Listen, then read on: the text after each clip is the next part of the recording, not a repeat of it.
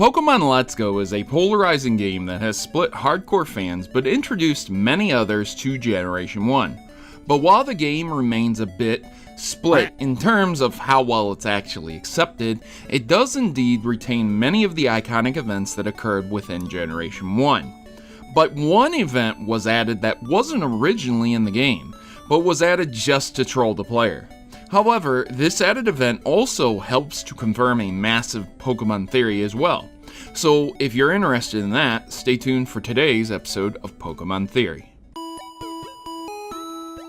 This is really nice to see. Big events like Giovanni's battles to small tiny references that were kept, just for the sake of being genuine about the remakes of Pokemon Yellow. Veteran players will really enjoy this, and I'm glad to see Pokemon Yellow remade so well. But there is an event that was added to the game that might potentially confirm a massive theory that everyone already somewhat assumes is pretty true.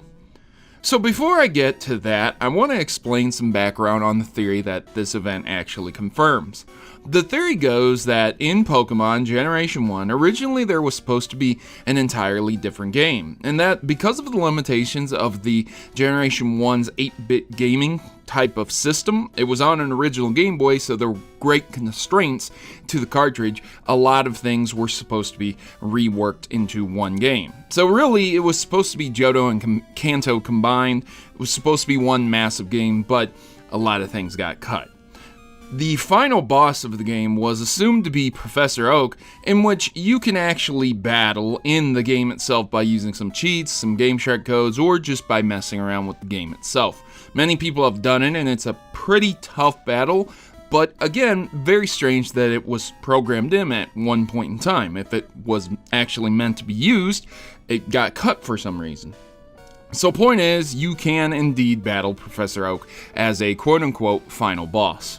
People assume Oak was to replace the rival Blue as the final boss per se, maybe, though some people view Mewtwo as the final boss, so whatever you feel like viewing it as.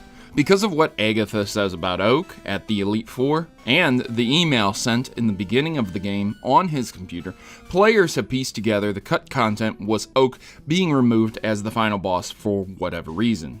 So Pokemon Let's Go indeed is a remake of Generation 1 that cuts a lot of content in favor of simplicity. The Elite Four too are very similar in the remake as they were in the original game itself. All of the trainers look updated, and they look very nice in my personal opinion. However, once Lance is beaten, Oak will arrive, instead of you beating your rival, Oak arriving then.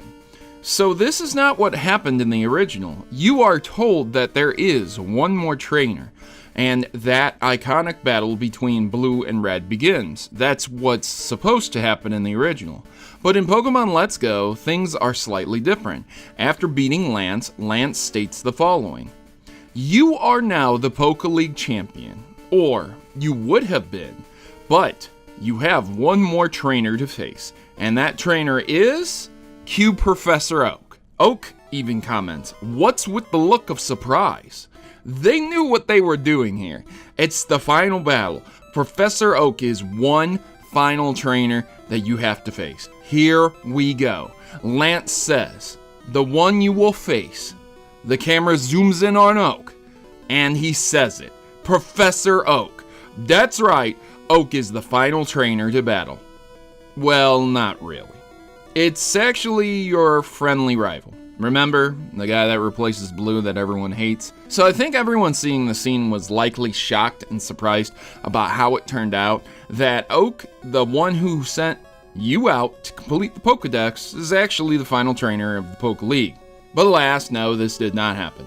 However, this does give some insight on the Professor Oak is actually the champion theory. Because of this event, we can conclude one of two things. One, Professor Oak was formerly the champion, both in lore and the original games, and this is just a nod in reference to that. Or two, Game Freak are massive trolls who baited all of the players super hard. I personally think it's both, because Professor Oak was not the final boss at all.